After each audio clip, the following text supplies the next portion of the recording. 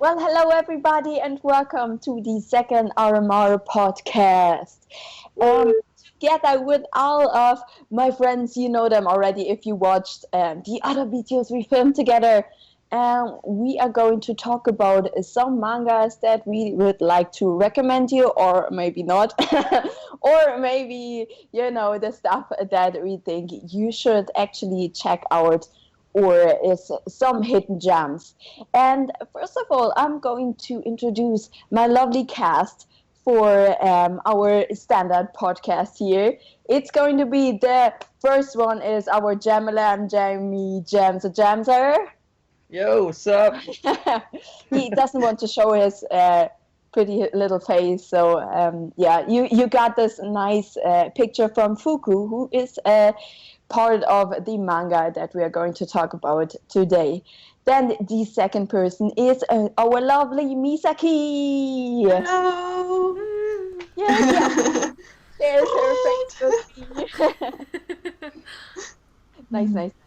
Then the next person we have our lovely Shinpoki.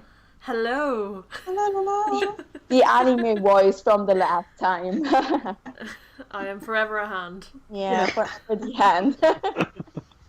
And then for the first time ever, the premiere here, we got our Infernikus. I'm back from the dead. Back from the man cold. Yeah. He got rid of his mad flu and is so joining us today. And as this is actually a recommendation from Jamie, so Jamie is going to talk about the description, or giving us a brief description about the manga we are going to read today. Your turn, Jamie. Hi guys, so the manga is called Kanojo wa Fiction Desu. So basically the lead character is a naive boy who's fallen in love with an older girl who everyone considers a genius writer. He's so in love, in fact, that he has forgotten for the last 2 months about his secret hobby. For the past 10 years, he has been writing the character profile of a single girl. Her birth date, personality, hobbies, conversations, etc. is all recorded in a large pile of notebooks. All this time, fictional girl has been his friend and lover, but now that he is in love with a real girl, he decides to throw them all away. In order to purify the notebooks, he decides to burn them at the nearby shrine. To his surprise, the senpai he's in love with was also there. It starts to rain, and as they talk, the girl confesses she's having trouble with her novel due to inexperience. As the storm gets even stronger, the lead character believes that since she's confessed her weakness to him, it is okay for him to show her his own secret.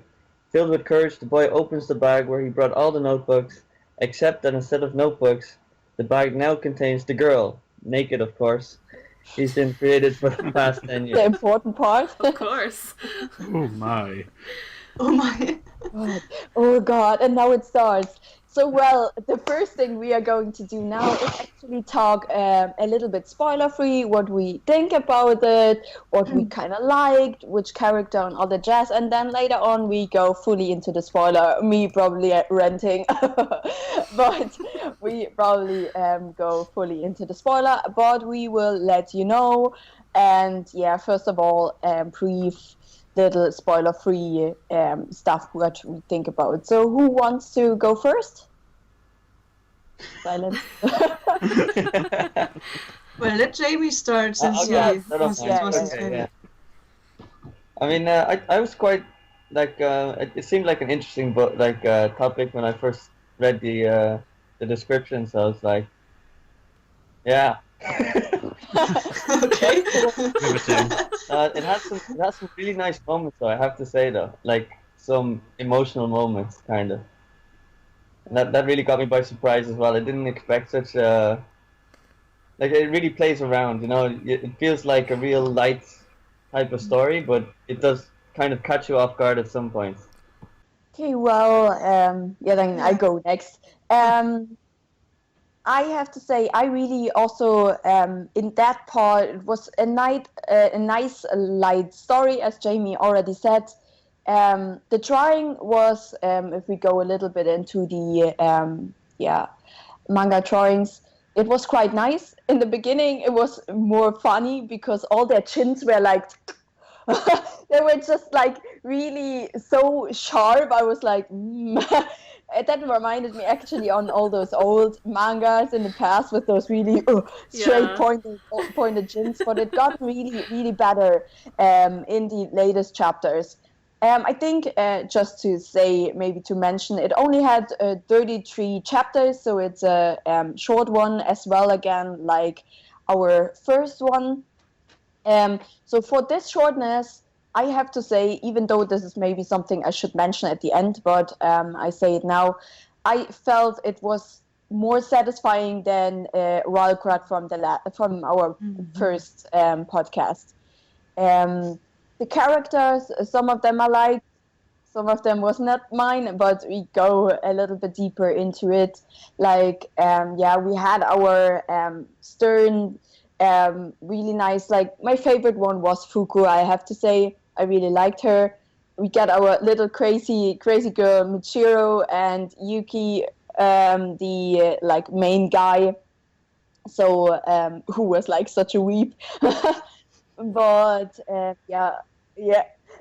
so those are actually like the main character of the story. It involves everything in the around them. I quite liked all the side characters as well, especially the whole book club. I really liked them as well. They were so funny, all those girls. And also that one gigolo guy, the friend from the visual K guy. Yeah, the visual K guy. Yeah. So he was actually really nice as well. Yeah, I think that's pretty much what I would like to say about the spoiler-free part now. Otherwise, I would probably go into too much spoiler. So yeah. Oh no, I just saw his name was actually the main character Yuri, not Yuki. But anyway. I do, you gotta enjoy the yandere, of course, but I don't really like that much kind of romantic kind of stuff. I know it was kind of comedy in a way, but like, it was sweet. It had its moments. A little bit sickly sweet at times, I felt. But I did appreciate it. It had some sincere moments as well. I was kind of like with Yuri. I was like, you're kind of typical. But I really do like Fuko as well. And it's just like, without spoilers, I'm like, I thought it did catch my attention. I want to say stuff at spoilers, but it was a nice kind of light-hearted romantic thing, and chins were sharp. Yeah. So, go on to the Infernikus. I'll go into spoilers. Yeah. Just so to mention it is actually like the genre is romantic, slight bit of ecchi as well. So we kind of got a thing for ecchi. Let's see if the next podcast is maybe something else. So yeah, romantic ecchi. So now Daniel. It wasn't too full on, I have to say. Yeah. As as your sudden girlfriend appearance kind of manga sort of goes, it was sort of run of the mill for me. There was nothing really. Well, for me personally, there was nothing really stand out about it. I mean, it was an enjoyable read, but it was a lot of like rinse and repeat from other mangas from different genres, just something slightly different to make it different from the rest. If that makes any sense. The characters. Oh god, as I said, they were pretty much very rinse and repeat, but they were enjoyable. I felt myself sometimes sort of sympathizing with one or the other, or with certain situations. That's all I really can say actually, without actually going into more detail. And of course, there being spoilers, I'm kind of like handcuffed right now. But it was a solid read anyway. I'm going to give it that. So Misaki. Yeah. I enjoyed this. I kind of really enjoyed it. I read it in a whole day. I was at my grandparents' place, so I had a lot of time. But it was also like the drawings are really cute in my opinion, and the story is so lightweight that you don't have to swallow a lot, so you can just read, and it's just really for fun. And I thought it was well-rounded. Actually, I thought it could have stopped sooner at some point. I cannot mention yet, but I thought it could have ended at this point, but then it had a few more chapters. But I know which point you mean. Yeah. It went a bit further, but it wasn't so bad. It gave it a little bit more extra. I really liked the characters. My favorite was maybe Mishiro. Yeah. But I liked Fuku as well. Yeah. So who's the favorite, really? Yeah. Well, okay, I see. So this is kind of like all our spoiler-free part, and we can't, like, it's the same as the last part. We can't really hold back without getting into it. So just from now on, it's your time to either like stop this podcast and read the manga and then come back, or just go with us full into it, with us talking just about if you just think manga is nothing for me or anything, then stay with us would be nice. And otherwise, now would be the point where you stop. Then now is going to be the spoiler part, and we can start now to talk about spoilers. I hate yanderes. Quote from Steph. Yeah. Actually, I thought she wasn't too yandere. There's these girls who I thought this time it was more of a funny yandere. It was not too extreme, not like Yuko from Nikki Mirai. Yeah. So it gave it a little bit more light, and she got character development. So I thought this was a really nice character. That's why I kind of liked her. Yeah, that's what I thought so too. She got some development, especially from the part that I think is your part where you said you want to finish from the school play part on. Yeah. The one that you had this play on the stage. I actually thought, it sounds really weird, but I actually thought the manga was for me more enjoyable from that part on. I liked, normally I'm more like, the first part is super awesome and then the second part meh, but actually I like this part more than I liked the first part. Like, I enjoyed it, but there was too much of the whole yandere thing and the whole and I think from that part on, she got so many, Michiro, our yandere, our main yandere here, she got like so much character development till the last point. So really enjoyed that part a lot. I enjoyed the last part a lot, I have to say. Yeah, I actually really, I disliked, what was her name again? Michiro? Michiro, yeah. Because like she was too annoying sort of at one stage, and I was like, oh, come on, stop. And then, you know, that part when she dies. Yeah, I know. Super spoiler. Well. I know. I feel it's really, really bad for her and really sad. Yeah. I really liked the first part of it. I could enjoy it, but then at the second part, I feel like it really got dragged. Yeah, that's my feeling as well. I feel like that's just the last three chapters again. It's the same with Walgrad. The last three chapters was then like so pushed into it. Yeah, I know what you mean. To finish it off, just to say like, oh, this is the happy ending that you actually really wanted. But an epilogue of 10 chapters is a long epilogue. Yeah. God. Yeah, no, I thought it was perfectly fine up to the play. I mean, yeah, Mikuru was very, very clingy, possessive, and it really, really annoyed the crap out of me. But, you know, like, I kind of understood why she was like that, because, well, of course, that was her character. That was settings. Those were her settings. And then, like, once they went to the whole bringing her back to life and stuff like that, I sort of thought, like, okay, they have to do something with this, and they just went on and did nothing. And then she disappeared. I mean, and then there was the end, where I don't know. I'm like with the meteorite, for example. For me, that was so pulled from nowhere. Yes, exactly. For me, it just felt like for me, it just felt like the writers were just throwing stuff at a wall and and were just hoping something stuck, and that just happened to be the best of the worst. I mean, like that was the best idea they had. So I would love to see what ideas they rejected. But moving on from that, towards the end, I felt it was really sort of rushed.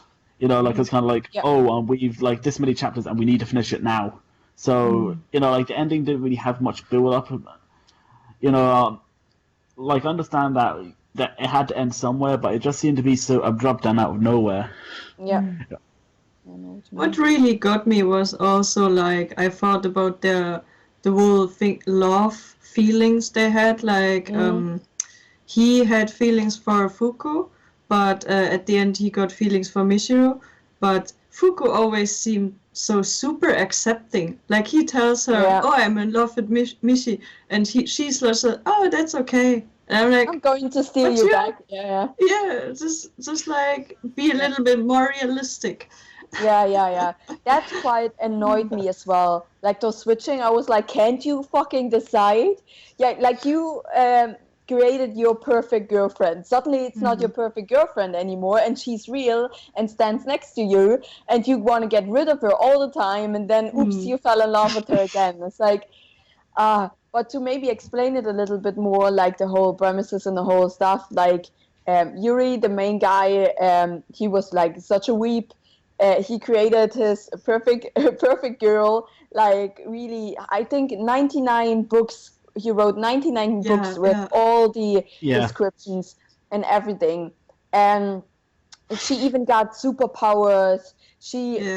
Fun thing, she always was cooking in an apron, but only an apron naked. So that's the ecchi thingy. Ecchi. Of course. But only she was doing a rice omelette for him all the time. She had to be in bed at 9, and she was sleeping in a closet. So stuff like that. He wrote everything like that down in 99 books, and all of this like then materialized in a real girl. And that's quite. I think this idea is actually a quite nice idea, but. Like her at the beginning, it annoys me that she was so focused that, of course, it was his writing and her settings, as Daniel already said it before. The stuff that he wrote in the book just is her, so she couldn't like really fight against this because she is the books. So and he wrote that she was totally in love with him and only looking at him and all that stuff. And of course, she's getting crazy when he suddenly says, "Oh, I don't love you. I have another lover." So,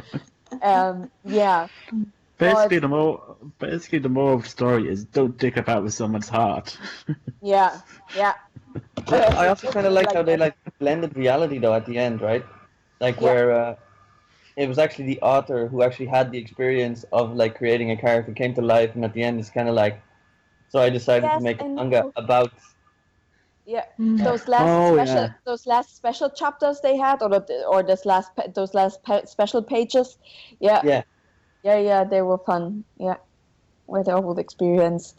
But like the reason why Fuku was also one of my favorites because she was actually so relaxing in that point and still could be so put off with like her unexperiences, when she fell in love then with Yuri and she notices and then she's like, oh shit, what shall I do? I really felt with her being like, she has no idea, she doesn't know. And she, like, back in the days when I was younger, those experiences when you have no idea what's just happening. So I felt really with her and I felt like, being like, I get you, girl. I can imagine that's really hard. Like later on when like the whole thingy with him with Yuri falling in love with Michiru and saying it to her and she was like, oh, it's okay. I was like, come on, girl. I thought you can't be like at least say something, that's really shit, you asshole. Also like being a little bit like otherwise like the whole situation, like you have a book that come to real, and then her character as well, this little one from her character, her book came real then as well, because she left the book in the shrine as well, her parts, and then one of her character came alive. Oh, she was annoying. Oh, don't get me started on her. With the whole, I'm going to. I thought like not a second yandere. Yeah. Oh, that was so. And it was so unnecessary. Like she just appeared, and they didn't really have like much of an emotional focus. She was just there to direct the story, and then disappeared. Yeah, that's true. In the background, so. She had like no character development whatsoever, and it was kind of a case of like the mangaka were basically going, okay, we need a new character. What are we going to do? Either we'll just throw in a new made-up character and see where it goes. Get the little lolly one. Everybody loves the lollies. Oh god, can you imagine that? It would be funny if he chose the lolly out of all three of them. That would be hilarious. Yeah, he gets tired of Fuko. He's like, fuck you both girls, I take the little one. No. I take the hot high school boy at school. Oh yeah. Yes. Misaki knows the K-visual guy. This was the another K thing. guy? Yeah, he got so little attention. He was his best friend, and then the best friend, he tries to steal his girlfriend, and then never appears again after saying, "I steal your girlfriend." Maybe it's because maybe it could be because it's just kind of like easy to assume. Maybe they're not friends anymore. Maybe he said sorry, goodbye. But I'm pretty sure if one of my best friends tried to do that, I wouldn't be talking to him for a while. That's true. They missed out on an emotional fight scene. No, but I actually really enjoyed those couple of chapters after the whole stage play. We can go to the stage play because I really, like I said in the beginning, I really felt like that Michiru got all her character development in that part where she discovers the whole book club or the literary club are all her friends, all the girls in there, and then of course like the typical beach scene and the bath scene, like they had the hot bath scenes and all that stuff was like typical. But I still feel like they had the most development in that couple of chapters. That's why I like those a lot. Till then, the point they come up with those hidden book or this secret book that he buried it under a tree. Yeah, buried on somewhere. Yeah, then it went down again. But those couple of chapters with the stage play as well. The stage play was so emotional. I really, really liked this a lot. The whole thing turning it into a real thing, like those like confessing to each other, Fuku and Yuri, and then Michiru can't decide if she wants to kill everybody or stick with her friends. And then at the end, she almost kills Yuri. So I thought that was really super. I don't know. That was really the best developed part in the whole series or in the whole manga. Yeah. The whole chapter with the whole beach thing was kind of enjoyable for the sense of you kind of learn like a bit of Yuri's background. You know, like you saw what he went through when he encountered all the old school bullies and that.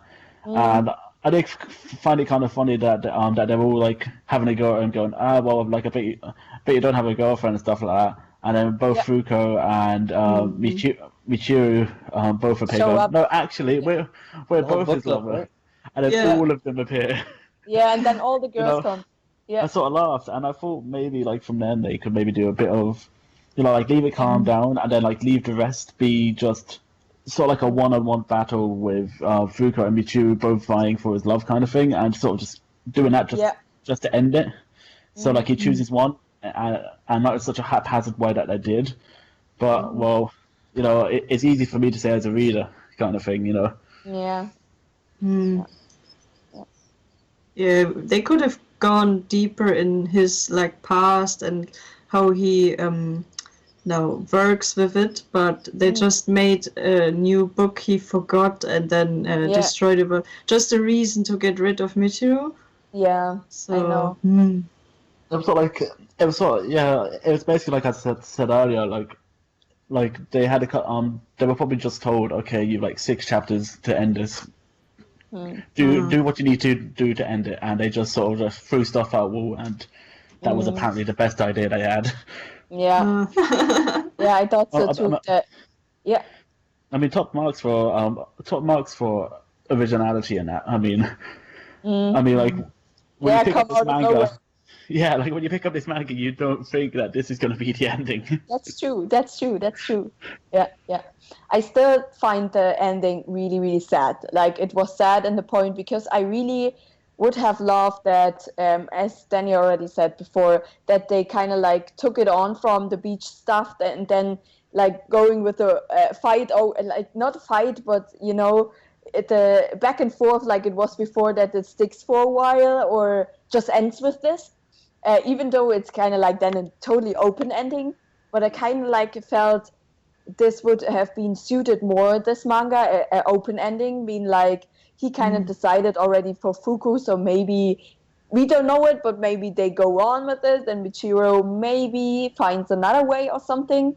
Like in those past couple of chapters after the stage play, where she really started to change, maybe there was a chance for her to change also with the whole lobby thingy. But then, like, ending it up, like, in that way, just that he was so frustrated with everything and wrote down that she has to destroy the world if somebody, like, annoys him or something like that.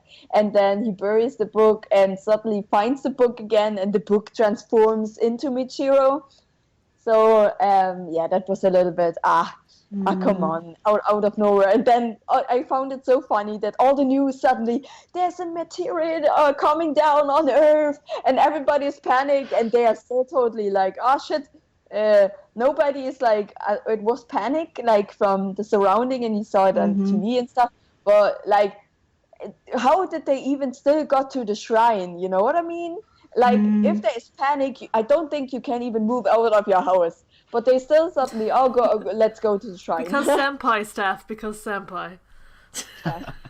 Yeah, with the meteorite, actually, I sort of like read it and went, wait, hang on a second, did I miss a couple of pages here? You know, like, no, like like literally, like the story was flowing, and then there's a meteorite. I was like, what? Like, where did this come from? Like I honestly went back a few pages just to see if there's something I missed, and I didn't miss anything. It just happened. Yeah, that's true. So yeah, well, what do we have next? Like, again, maybe getting a little bit into the characters. As I said before, yandere type of character are a little hard for me, because I feel like who would actually like bear with all of this annoying shit, you know what I mean? But they are quite popular, and I don't know why, but it's just a thing. And it really was, I mean, Michiro had the fact, like Misaki said it before, she had the fact where she was more bearable, more lovable than all the other yanderes we know in a couple of other animes and mangas. And she was more real, even though she was like a book with superpowers. By the way, one of her superpower was like shooting beams out of her eye. So that's how she almost killed Yuri, and also killed herself at the end. Because she burned down the shrine, and the shrine was the gate and all that jazz. But yeah, I can't really handle yandere. And then getting a second one, which was the little one, was actually more of the kind of type that I feel like, nah, that's too much. But I felt like with her being so connected to Fuku, I really like that. And also that she is like the same, then trying to protect her. But what I actually maybe would have thought would be better if she was actually a guy. If it was actually a guy, and then it's been like a totally forced situation. Then you shit, there's a guy coming, you know, trying to steal her. Oh my god, a gender swap on all of them would be amazing. Yeah. I want that. Yeah. Someone do that, please. I would be more inclined to this if someone did that. If anything, it would have made the latter stages of the story a bit more tolerable. As like when it went towards Yuri trying to burn down the temple, I was actually willing him on just so we got to the end. But that part, I actually enjoy that part. I actually enjoy. It was sad for her to die, but his emotional part, I love that. And then him and Fuku like breaking down or totally being like devastated when they were gone, like both of their characters were gone. Like, oh, I felt so bad. Then my heart was aching again for it. Like the couple of chapters before, I was like, oh fuck, for fuck's sake, what the heck? No, come on. But then when it really was finally finished, I was like, okay, meh. That was really sad. And I feel like that was actually the second point where I would like they should stop there. They should have stopped there and not then go on with, oh, he fell in love with Michiro and now tries to get the books back to the shrine or takes the books with him to school and all that stuff. The fact that he fell in love with Michiro after all that was, I don't know, I kind of felt it's kind of like a slap in the face to the readers going like, ha, you wasted all your time reading only for him to fall in love with the character anyway. You know, like... Yeah. Then again, I am biased. I am part Team Fuko, so... Yeah. I kind of like it though, because it's kind of like they kind of switched focus from the emotional side to kind of like adapting to the readers themselves. Like this is actually a real story, sort of thing. Like at the end, he kind of writes he writes about her in a third person kind of way, the way we're reading it right now. Like we're reading what he wrote. Yeah, that was true. Yeah, that's true. When he then created the manga with her, that was actually really sweet. That was true. That was kind of, it's really weird. In those last couple of chapters, it drops from that's annoying with the meteor, from those two dying, it's good again, to after that he's falling in love with Michiro, which is annoying, and then back to the good part where he's drawing the manga. So it's really going like, up and down. Yeah, it's kind of like we get to know Michiro through this manga. Yeah. That was really quite an interest part that he's actually then creating the manga that we read the whole time. Yeah, so, it's really cool actually. I really like that. It was a good twist. Yeah. Yeah, it's breaking the fourth wall almost. Exactly. Yeah. No, the whole romance part between all of them, like it was literally all of them between all three of them. It was quite enjoyable, but something I usually am not reading so much, so because it's quite typical. But what for me then again made it so enjoyable is the fact that, for instance, Fuku had no idea and she discovered everything, and like her changing in her appearances when she was like a totally cool and relaxed person, not a yandere like Michiro, so she was more really a laid back, relaxed senpai kind of guy, kind of type, and she then getting into the getting flustered and doesn't know what to do, so quite enjoyed that those parts in there.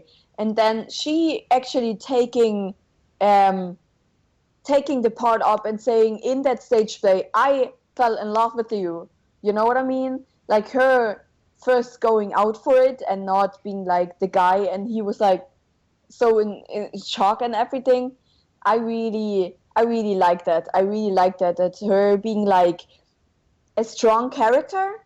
I felt like she was a pretty strong character, still showing some weaknesses with those whole unexperiences and everything, even though then we all didn't like the end with being like totally, okay, you fell in love with her, okay, I don't mind.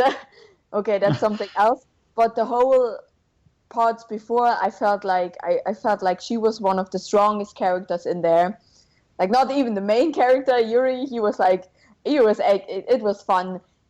Normally I don't like those typical weak character, but his comedy parts were so funny that I was like, okay, I can look over this and I can say I can enjoy him as a character to a certain point, at least in some of the really funny pictures and panels where he had this typical shocked face all the time with the like round eyes. So I really enjoyed that.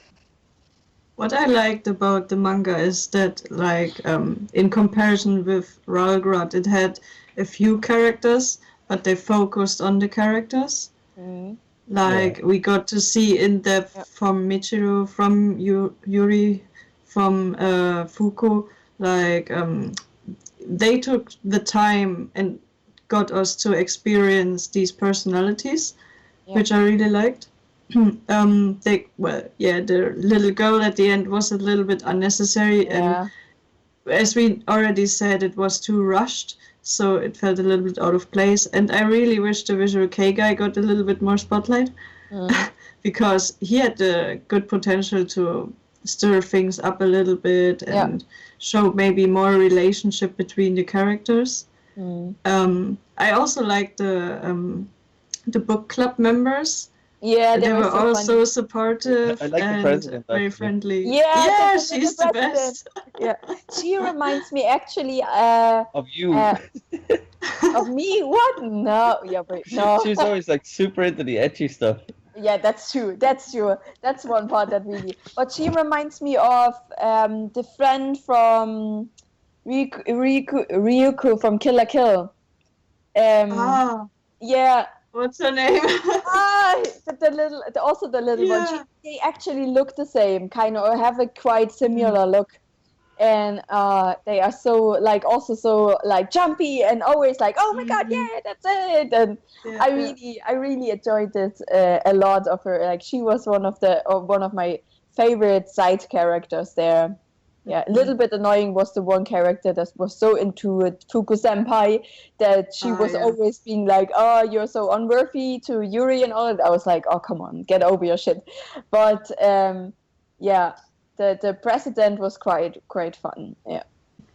Yes. So, do we have anything else to share? Anyone? I guess since it was a very light story, there's not so many things to discuss, maybe.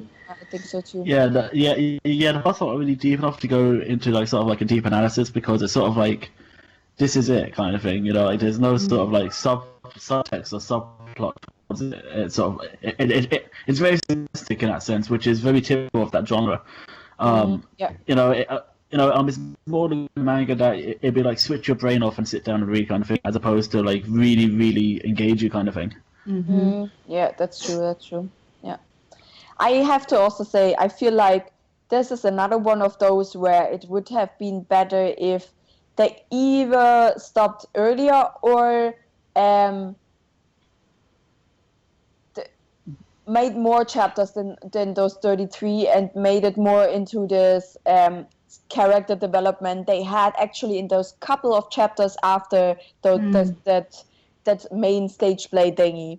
So I feel like they could have cut a little bit more in the beginning from the whole Yandere fighting, because it got repetitive. Yeah, that's true. Bring the character development a little bit on the front, to shorten it to the stage play scene and finish it there. I really like scene as a finish. Yeah, for me, it was the perfect moment. Yeah, I feel like too. I actually almost thought it was finished. If I wouldn't have known that there were 32 chapters, I actually thought that's the finish. That's it then. But when I checked then the chapter number, I was like, oh no, wait, there are a couple of more. So what's going to happen now? So with a couple of, as I said, like 10,000 times before, with a couple of chapters after that, I was like, okay, it seems as if this is pretty nice. That's why I said in the beginning I enjoyed that part actually more than the whole part in the beginning, because that was just so typical, the whole beginning. So that's why it actually took me a little while until I really finished it or got like going on with the manga. But then the end, well, we got our end. At least it was still a little bit better than the Volgrad one. Still not as like, it was rushed, but I felt like with those last scenes, also with him creating the manga about her and everything, it was quite cute, the ending. and not as like blown up as it was with Volgrad. So yeah.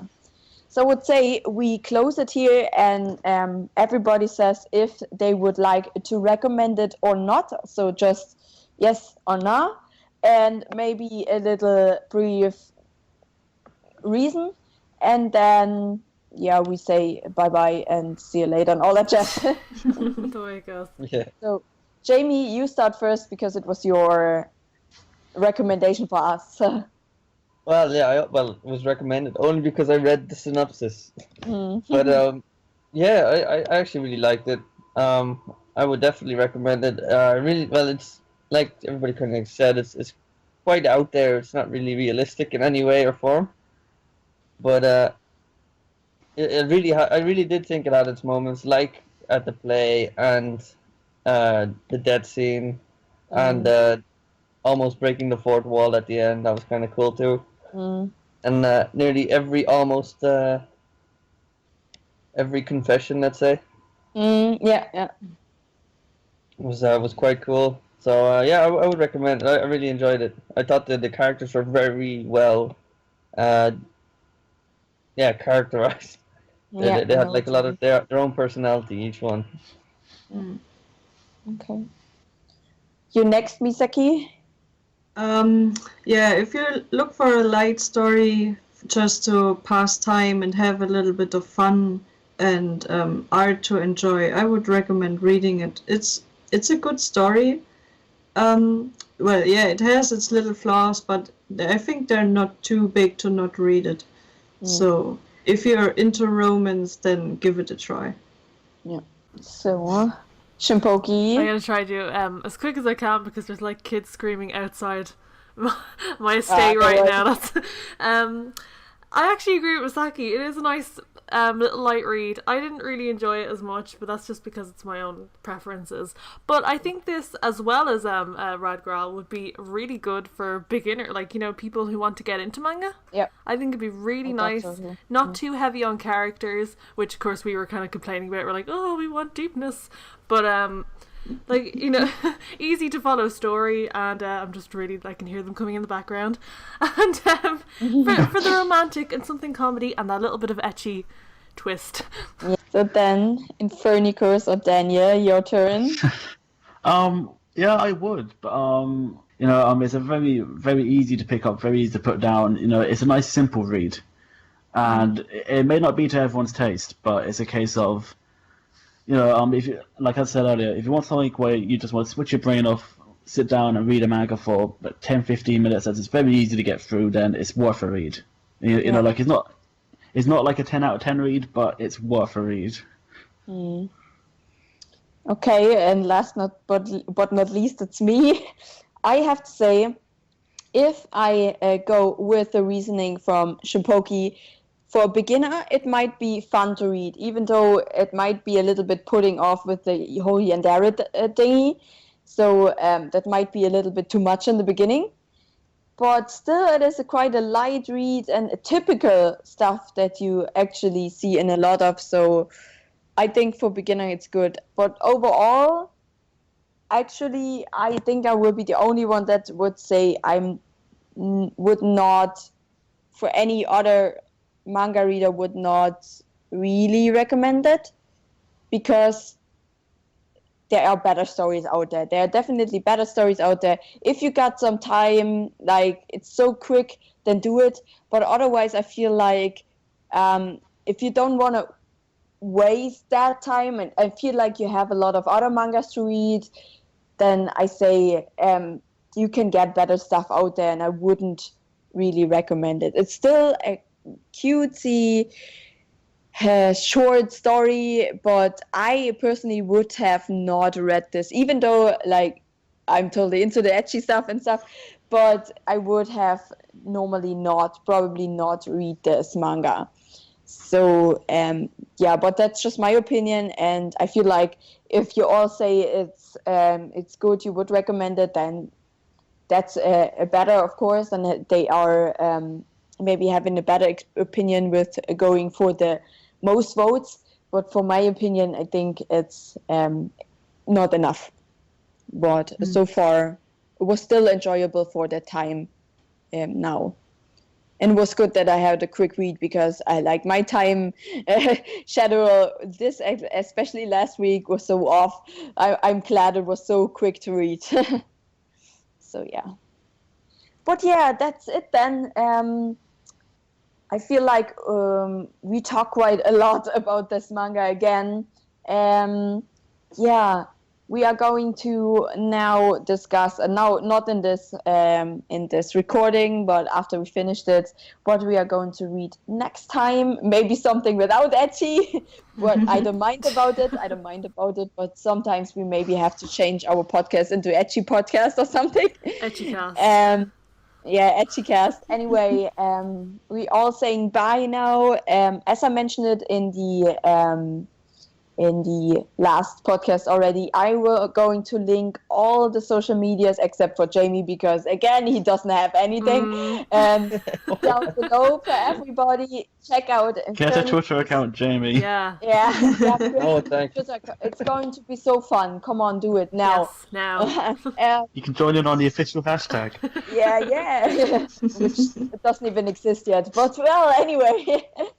Check out Infernikus. He's doing gameplays and all that stuff, so hopefully he's uploading. He promised to upload this week. Yeah, so Infernikus. Yeah. Then I'm also, working on it. check out Shinpoki again, also a lovely game player. She's also doing a lot of visual novels where I was involved in one. Check this out, her channel. Check out Misaki's Twitter and Instagram if you want to also weep with her. And then posting all day. All day. And yeah, all my stuff, Steph what. And that's pretty much it. Thank you so much for watching. Everybody say bye-bye and see you next time. Bye, guys. Bye-bye. Thank you for watching. Wait, they can't see me waving. No. Okay. Let's just wait. Anyway, bye-bye.